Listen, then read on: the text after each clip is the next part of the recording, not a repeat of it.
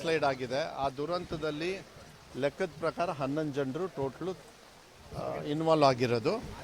ಅದರೊಳಗೆ 8 ಬಾಡಿ ಸಿಕ್ಕಿದೆ, ಇನ್ನು 11 ಬಾಡಿ ಸಿಕ್ಕಿಲ್ಲ. ಅದರಲ್ಲಿ ಒಬ್ಬರು ಕೇರಳದವರಾಗಿರ್ತಾರೆ, ಇನ್ನೊಬ್ಬರು ಗೋಕರ್ಣದ ಲೋಕೇಶ್ ಅಂತ ಹೇಳಿ, ಇನ್ನೊಬ್ಬರು ಜಗನ್ನಾಥ್ ನಾಯ್ಕು ಇಲ್ಲಿಯವರು. ಸೊ ಇವ್ರು 3 ಜನರದ್ದು ಸಿಕ್ಕಿಲ್ಲ. ನಾನು ಮಾನ್ಯ ಸತೀಶ್ ಸಾಯಲ್ ಅವರು ಪಾಪ ಇಲ್ಲೇ ಇದ್ದು ಅವ್ರ ಜವಾಬ್ದಾರಿನ ಅವ್ರು ನಿಭಾಯಿಸಿದ್ದಾರೆ. ಅವ್ರಿಗೂ ಕೂಡ ಆರೋಗ್ಯದ ಸಮಸ್ಯೆ ಇದ್ದರೂ ಕೂಡ ಅವ್ರು ಬಂದೆಲ್ಲ ಮಾಡಿದ್ದಾರೆ. ನಾಳೆನೂ ಕೂಡ ಯಾರನ್ನೋ ಪ್ರೊಫೆಷನಲ್ಸನ್ನು ಕರೆಸಿ ಮತ್ತು ಬೇರೆ ಕಡೆಯಿಂದನೋ ಅದು ಏನೋ ಒಂದು ಎಕ್ವಿಪ್ಮೆಂಟ್ಸ್ ಇದು ಮಾಡಿ. ಬಟ್ ಇಂಥ ಮಳೆ ಇರಬೇಕಾದ್ರೆ ಎಷ್ಟು ಮಟ್ಟಿಗೆ ಆಗುತ್ತೆ ಅನ್ನೋದು ಒಂದು ಪ್ರಶ್ನೆ ಬರ್ತದೆ. ಇಂಥ ಮಳೆ ಇದ್ದಾಗ ಮತ್ತೆ ಏನಾದರೂ ಫರ್ದರ್ ಡೇಂಜರ್ ಇದ್ದರೆ ಅದು ಮಾಡೋದು ಒಂದು ಭಾಗ. ಇನ್ನೊಂದು ಕಡೆಗೆ ಪಾಪ ಬಾಡಿ ಸಿಕ್ಕಿಲ್ಲ. ಸರ್ಕಾರದಿಂದ ಯಾವ್ದಾದ್ರು ಸಹಕಾರ ಬರ್ತಕ್ಕಂಥದ್ದಕ್ಕೆ ಕೆಲವು ನಾರ್ಮ್ಸ್ ಇರುತ್ತೆ, ರೂಲ್ಸ್ ಆ್ಯಂಡ್ ರೆಗ್ಯುಲೇಷನ್ಸ್. ಅದನ್ನು ನಾನು ಬರಬೇಕಾದ್ರೆ ಅದಕ್ಕೆ ಇಲ್ಲಿ ಬರೋಕ್ಕಿಂತ ಮುಂಚೆ DC ಅವ್ರಿಗೂ ಮಾತಾಡಿದೆ. ಅವರು ಹೇಳಿದರು ಎಲ್ಲ ಡಾಕ್ಯುಮೆಂಟ್ಸ್ ಎಲ್ಲ ರೆಡಿ ಮಾಡ್ತಾಯಿದ್ದೀವಿ ಸರ್. ಅವರಿಗೆ NDRF ಅಲ್ಲಿ ಏನೇನು ಸಹಕಾರ ಬರಬೇಕು ಅದು ಮಾನ್ಯ ಮುಖ್ಯಮಂತ್ರಿಗಳು ಕೂಡ ಹೇಳಿದ್ದಾರೆ. ನಾವು ಆ ರೀತಿಯಲ್ಲಿ ರೆಡಿ ಮಾಡ್ತಾಯಿದ್ದೀವಿ ಅಂತ. ಯಾಕೆಂದರೆ ಅದು ರೂಲ್ಸ್ ಆ್ಯಂಡ್ ರೆಗ್ಯುಲೇಷನ್ಸ್ ಇರುತ್ತೆ, ಮಿನಿಮಮ್ 45 ಡೇಸು. ಅದಾದಮೇಲೆ ಬೇರೆ ಬೇರೆ ಇರುತ್ತೆ. ನಾನು ಹೆಚ್ಚು ಚರ್ಚೆ ಮಾಡೋದಕ್ಕೆ ಹೋಗೋದಿಲ್ಲ.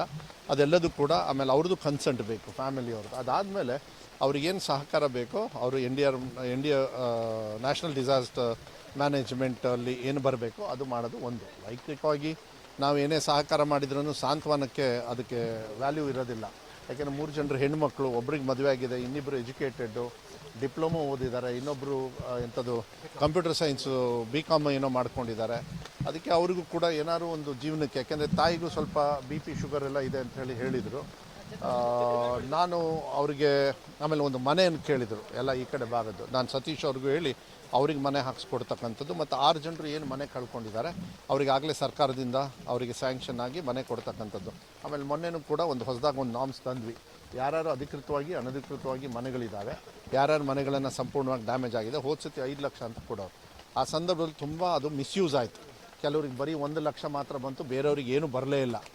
ಕೆಲವ್ರು ಯಾರೋ ಇನ್ಫ್ಲೂಯೆನ್ಸ್ ಇರೋರು, ಕೆಲವರು ಪರ್ಪಸ್ಸಾಗೆಲ್ಲ ದುಡ್ಕೊಂಡು ಮಾಡಿದ್ದಾರೆ ಅಂತಕ್ಕಂಥದ್ದು ಮಾಹಿತಿ. ನಾನು ಅದ್ರ ಬಗ್ಗೆ ಚರ್ಚೆ ಮಾಡೋಕ್ಕೆ ಹೋಗೋದಿಲ್ಲ. ಅದಕ್ಕೆ ಈ ಸತಿ ಏನು ಮಾಡಿದ್ದೀವಿ ಅಂದರೆ 1,20,000 ಜೊತೆ ಕೊಡೋದ್ರ ಜೊತೆಗೆ ಅವರಿಗೆ ಒಂದು ಮನೆ ಹಾಕ್ಸ್ಕೊಟ್ರೆ ಅವರು ಜೀವನಕ್ಕೆ, ಯಾಕೆಂದರೆ ಸೂರು ಕೊಡಬೇಕು. ಆಶ್ರಯ ಬಂಗಾರಪ್ಪಾಜಿಯವರೆಲ್ಲ ಮನೆಗಿನೇ ಅಂಥೇಳಿ ಯಾಕೆ ಮಾಡಿದರು ಆಶ್ರಯ ಮನೆ? Because of these reasons. ಅವ್ರಿಗೆ ಪರ್ಮನೆಂಟಾಗಿ ಎಲ್ಲರಿಗೂ ಸೂರು ಕೊಡ್ತಕ್ಕಂಥ ನಮ್ಮ ಜವಾಬ್ದಾರಿ ಆಗುತ್ತೆ. ನಮ್ಮ ಸರ್ಕಾರ ಅದನ್ನು ಮಾಡ್ತದೆ. ನೋಡೋಣ ಎಷ್ಟು ಪ್ರಯತ್ನ ಪಡಬೇಕೋ ಬಾಡಿ ಹುಡ್ಕೊಡ್ತಕ್ಕಂಥದ್ದು.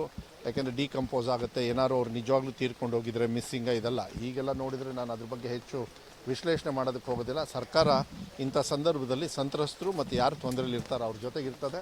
ಇಡೀ ರಾಜ್ಯದಲ್ಲಿ ಯಾರೇ ಎಲ್ಲೇ ಕಳ್ಕೊಂಡ್ರೂ ಮನೆ ಇದನ್ನೆಲ್ಲ ಅವರಿಗೆ ಸಹಕಾರ ಮಾಡ್ತಕ್ಕಂಥದ್ದು ಮಾಡ್ತೀವಿ ನಾವು ವೈಯಕ್ತಿಕವಾಗಿ. ಮತ್ತು ಬೇರೆ ಬೇರೆಯವ್ರು ಕೂಡ ಸಾಕಷ್ಟು ಕೊಟ್ಟರೆ ಆ ಹೆಣ್ಣು ಮಕ್ಕಳಿಗೆ ಸ್ವಲ್ಪ ಹೆಲ್ಪ್ ಆಗ್ಬೋದೇನೋ ಅಂತಕ್ಕಂಥ ನಿಟ್ಟಿನ ಮೇಲೆ ನಾನು ಕೂಡ ಕೇಳ್ಕೊಂಡಿದ್ದೀನಿ. ಭೀಮಣ್ಣವ್ರ ಪಾಪ ಮುಂದೆ ಬಂದಿದ್ದಾರೆ. ಭೀಮಣ್ಣವ್ರು ಹೇಳಿದ್ದಾರೆ ಏನಾದ್ರು ಒಂದು ಮಾಡೋಣ. ಮತ್ತು ಶಾಲೆ, ಶಿರೂರಲ್ಲಿ ಶಾಲೆಯನ್ನು ಶಿಫ್ಟ್ ಮಾಡಿದ್ದಾರೆ. ಮಕ್ಕಳು ಬೇರೆ ಕಡೆಗೆ ಸ್ವಲ್ಪ ದೂರದಲ್ಲಿ ಓಡಾಡ್ತಾ ಇದ್ದಾರೆ. ಅವರಿಗೆ ಹೆಣ್ಮಕ್ಳಿಗೆ ಬಸ್ ಪಾಸ್ ಇದೆ ಸರ್, ಬೇರೆಯವ್ರಿಗಿಲ್ಲ ಅಂಥೇಳಿ. ಅದನ್ನು ಬಸ್ ಪಾಸು ಆ ಮಕ್ಕಳಿಗೆ ಮಾತ್ರ ಯಾವ ರೀತಿ ನಾವು ಮಾಡಿಕೊಡ್ಬೇಕೋ ಅದನ್ನು ಮಾಡಿಕೊಡ್ತೀವಿ. ಕಟ್ಟಡದ ಒಂದು ಕೊರತೆ ಇರೋದ್ರಿಂದ ಮಳೆಗಾಲ ಆದ ತಕ್ಷಣ ಅದನ್ನಾಗಲೇ ಈಗ ನಾನು ನಮ್ಮ ಇಲಾಖೆಗೆ ಹೇಳಿದ್ದೀನಿ, DDP ಅವ್ರಿಗೂ ಹೇಳಿದ್ದೀನಿ. ನೆಕ್ಸ್ಟ್ ಇಮಿಡಿಯೇಟಾಗಿ ಅವ್ರಿಗೆ ಎಷ್ಟು ರೂಮ್ ಬೇಕೋ ಅದನ್ನು ನಾನೇ ಕೊಡೋದು, ಶಿಕ್ಷಣ ಸಚಿವನಾಗಿ ನಾವು ಕೊಡ್ತಕ್ಕಂಥದ್ದು ವ್ಯವಸ್ಥೆಯನ್ನು ನಾವು ಮಾಡ್ತೀವಿ. ಸರ್ಕಾರ ಬೇರೆ ಕಾಲಹರಳತೆ ಮಾಡದೆ ಇಂಥ ಸಂದರ್ಭದಲ್ಲಿ ಬೇರೆ ಬೇರೆ ವಿಚಾರಗಳನ್ನು ತಗೊಂಡು ಎಲ್ಲೂ ಕೂಡ ಮಾಡಲ್ಲ. ನಾವು ಸರ್ಕಾರ ಏನು ಕರ್ತವ್ಯ ಇದೆ ಅದನ್ನು ಮಾಡಿಕೊಂಡು ರಾಜಕೀಯನ ದೂರ ಇಟ್ಟು ಮಾಡ್ತಕ್ಕಂಥ ಜವಾಬ್ದಾರಿಯನ್ನು ನಮಗೆಲ್ಲ ಗೊತ್ತಿದೆ, ನಾವು ಮಾಡ್ತೀವಿ. ನಮ್ಮ ಜಿಲ್ಲೆಯಲ್ಲಿ ನಾವು ಮಾಡೋದಲ್ಲದೆ ಇಲ್ಲೂ ಕೂಡ ಡಿಸ್ಟ್ರಿಕ್ಟ್ ಮಿನಿಸ್ಟರ್ ಆಗಲಿ ಎಲ್ಲರೂ ಕೂಡ ಮಾಡಿದ್ದಾರೆ. ಇಡೀ ರಾಜ್ಯದಲ್ಲಿ ನಮ್ಮ ಜವಾಬ್ದಾರಿನ ಶಿವಮೊಗ್ಗದಲ್ಲಿ ನಾವು ಕೂಡ ನಾವು ಮಾಡ್ಕೊಂಡು ಬಂದಿದ್ದೀವಿ.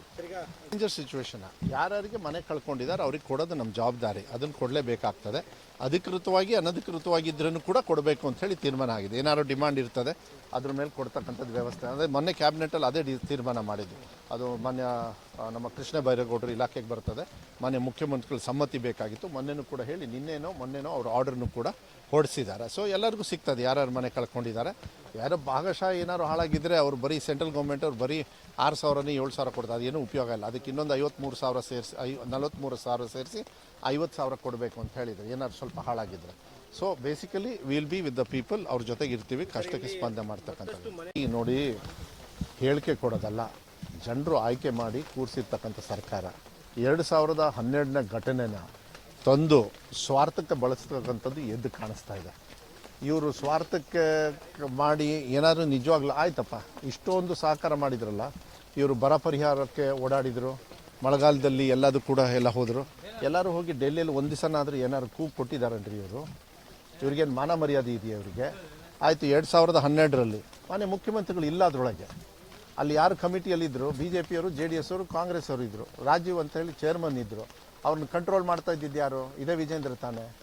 ಆಯಿತು, ಭ್ರಷ್ಟಾಚಾರದ ಪಿತಾಮಹ ಅಂತೇಳಿ DK ಶಿವಕುಮಾರ್ ಅವರು ಹೇಳಿದ್ದಾರೆ. ಇವತ್ತು ಹೇಳ್ತೀನಿ ಕೇಳಿ, DK ಶಿವಕುಮಾರ್ ಅವ್ರ ಮೇಲೆ ಕೇಸ್ನ ಹಾಕಿ ಅಂತೇಳಿ ಅಫಿಷಿಯಲಾಗಿ ಲೆಟ್ರ್ ಬರೆದಿದ್ದೆ ಇದೇ ಯಡಿಯೂರಪ್ಪ ಅವರು. ವಿಜೇಂದ್ರ ಅವರು ಒಂದು ತಿಳ್ಕೊಳ್ಬೇಕಾಗತ್ತೆ, ಅವರಪ್ಪವ್ರು ಯಾಕೆ ಜೈಲಿಗೆ ಹೋದ್ರಂತೆ? ಮಕ್ಕಳು ಮಾಡಿರೋ ಕೆಲಸಕ್ಕೆ ತಾನೆ. ಛೋಟಾ ಸಿಗ್ನೇಚರ್ ಎಲ್ಲ ಮರ್ತು ಬಿಟ್ರಾ? ಯಾರು ಮಾಡಿದ್ರಂತೆ? ಇದನ್ನು ಬೇರೆಯವ್ರು ಮಾಡಿದ್ರಂತ. ಇವ್ರಿಗೇನು ಮಾನ ಮರ್ಯಾದೆ ಇದೆಯಾ ಅವರಿಗೆ? ಯಾಕೆ ಅವರು ಯಡಿಯೂರಪ್ಪವ್ರನ್ನ 3 ವರ್ಷಕ್ಕೆ ಇಳಿಸ್ಬಿಟ್ರು ಅವಾಗ? ಯಾಕೆ ಮೊನ್ನೆ 1.5 ವರ್ಷಕ್ಕೆ ಇಳಿಸಿದ್ರು?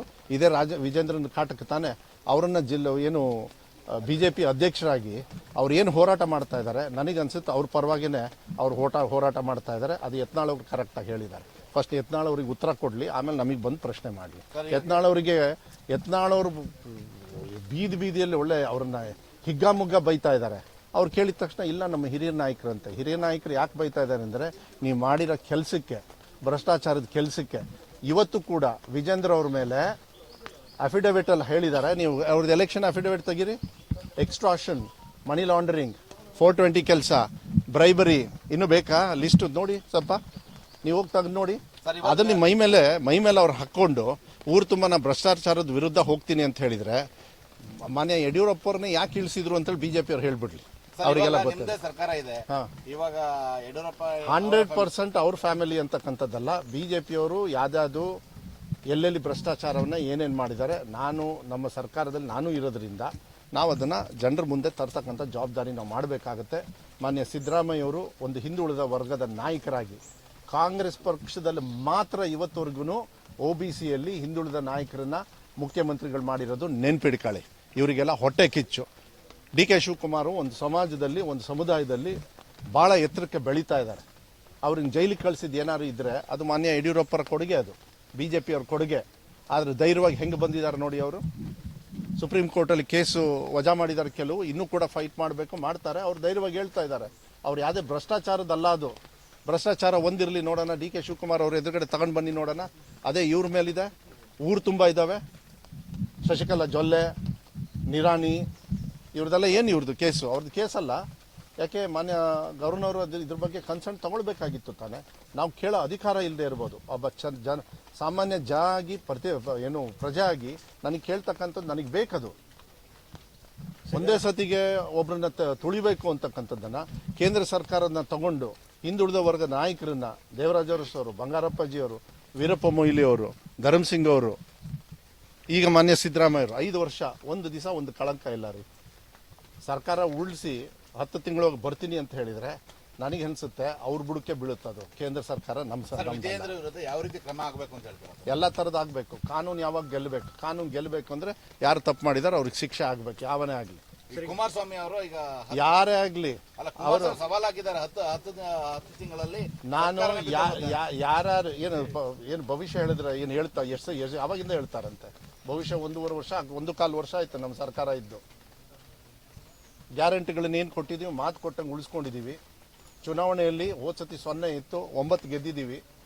ಪರ್ಸೆಂಟೇಜ್ ಆಫ್ ವೋಟ್ಸ್ ಅವರಿಗೆ ನಮಗೆ 1% ಡಿಫ್ರೆನ್ಸ್ ಇರೋದು. ಯಾಕೆ ಕಣ್ಮುಂದೆ ಕಾಣಿಸ್ತಾ ಇಲ್ಲ? ಏನು ಒಂದೇ ಸತಿಗೆ ಅಧಿಕಾರ ಬಂದ ತಕ್ಷಣ ಹಾಗೆ ಒಂದೇ ಸತಿಗೆ ಇಲ್ಲ ಬೀಳಿಸ್ಬಿಡ್ತೀವಿ ಅಂದಾಗ? ಯಾಕೆ ಜನರು ಏನು ಪುಕ್ಷಟೆ ಆಯ್ಕೆ ಮಾಡಿರ್ತಾರ? ಕಷ್ಟಪಟ್ಟು ವಿಶ್ವಾಸದಿಂದ ಮಾಡಿರ್ತಾರೆ. 137 ನೆನ್ಪಿಡ್ಕೊಳ್ಳಿ. ಅವ್ರು ಕೂಡಿಸಿದ್ರೂ ಅದು ಬರೋದಿಲ್ಲ. ಇಲ್ಲ, ಈ ಕೆಟ್ಟ ಬುದ್ಧಿ ಇದೆಯಲ್ಲ, ಅದೆಲ್ಲ ಬಿಡಬೇಕಾಗತ್ತೆ. ಕೆಟ್ಟ ಚಾಳಿ ಅದು. ಆ ಕೆಟ್ಟ ಚಾಳಿ ಅವ್ರು ಮಾಡಿರ್ತಕ್ಕಂಥ ಹಗರಣಗಳು ಈ ಚುನಾವಣೆ ಮಧ್ಯದಲ್ಲಿ ಎಲ್ಲ ಬಂತಲ್ಲ, ಅದನ್ನು ನಾನೆಲ್ಲೂ ಚರ್ಚೆ ಮಾಡಕ್ಕೆ ಹೋಗಿಲ್ಲ. ನಾನು ಆ ಥರ ಹೊಲಸಬಾಯಿ ಹಿಡ್ಕೊಂಡಿಲ್ಲ, ನಾನು ಮಾಡೋದಕ್ಕೆ ಹೋಗೋದಿಲ್ಲ. ಪ್ರಜಾಪ್ರಭುತ್ವದಲ್ಲಿ ಇರ್ತಕ್ಕಂಥ ಏನಾದರೂ ಸರ್ಕಾರಗಳನ್ನು ಮುಟ್ಟಿದ್ರೆ ನಾನು ಹೇಳ್ತೀನಿ ಅವ್ರಿಗೆ ತೊಂದರೆ ಆಗುತ್ತೆ ಹೊರತು ಸರ್ಕಾರಕ್ಕಾಗಲಿ ಜನರ ಆಯ್ಕೆ ಆಗಿರ್ತಕ್ಕಂಥ ಸರ್ಕಾರಕ್ಕೆ ಯಾವತ್ತೂ ಕೂಡ ಆಗೋದಿಲ್ಲ. ಬಿಜೆಪಿ ಆಪರೇಷನ್ ಮಾಡುತ್ತಾ ಅಂತ? ಎಂಥ ಆಪರೇಷನ್? ಈಗ ಅವರವರೇ ಮಾಡ್ಕೋತಾರೆ, ನೋಡ್ತಾ ಇರಿ ನೀವು. ಅದು ಒಂದೊಂದೇ ಶುರು ಆಗಿದೆ. ಚಿನ್ಕುಳಿ ಪಟಾಕಿ ಥರ ಮಂದೆ ಬಾಂಬ್ ಏನಾರ ಹಾಕಬೇಕಂತ ಇದ್ರೆ ಅವರ ಹೊಡ್ಕೋತಾರೆ ಹೊರತು ನಮಗಂತೂ ಇಲ್ಲ. ಸಿದ್ದರಾಮಯ್ಯವರು ಹೆಸರು ಬರ್ತಾ ಇದ್ರೆ 2012ರಲ್ಲಿ ಯಾರು ಮುಖ್ಯಮಂತ್ರಿಗಳಿದ್ರು? BJPಯವರು. ಅದಾದ್ಮೇಲೆ ಸಿದ್ದರಾಮಯ್ಯವರು. ಅದಾದ್ಮೇಲೆ ಕುಮಾರಸ್ವಾಮಿ ಅವರಿದ್ರು. ಕುಮಾರಸ್ವಾಮಿ ಅವರು ತೆಗಿಬೇಕಾಗಿತ್ತು. ಅದಾದ್ಮೇಲೆ ಯಡಿಯೂರಪ್ಪ ಅವರಿದ್ರು, ತೆಗಿಬೇಕಾಗಿತ್ತು. ಬೊಮ್ಮಾಯಿ ಅವರಿದ್ರು, ತೆಗಿಬೇಕಾಗಿತ್ತು. ಇದೇ ತೋರಿಕೆ. 1 ನಿಮಿಷ ಯಾಕಿದ್ದಾರೆ ಅಂದ್ರೆ ಅವ್ರದೇ ಈಗ ಹಣೆ ಬರ ಓಪನ್ ಆಗೋದು. ಈಗ ಅವ್ರದ್ದೇ ಶಿವಮೊಗ್ಗದಲ್ಲಿ ತೆಗಿತೀವಿ ನಾವಿನ್ನು ಎಲ್ಲ ಇದೆ ಲೈನಿಗೆ ತೆಗಿತೀವಿ. ಅಲ್ಲಿ ನ್ಯಾಷನಲ್ ಹೈವೇಗೆ ಬಂದರೆ ಲೆಫ್ಟು ರೈಟು ಎಲ್ಲ ಅದೇ ಹೆಂಗೆ ಬಂತು ಅಂತ ತೆಗಿಯೋಕ್ಕೆ ನಮ್ಮನ್ನು ಬಿಟ್ಟಾರೆ ನಾವು ಆ ಕೆಲಸ ಮಾಡ್ತೀವಿ ನಾವು. ಸರ್, ಈಗ ಯಾದಗಿರಿ ಶಾಸಕ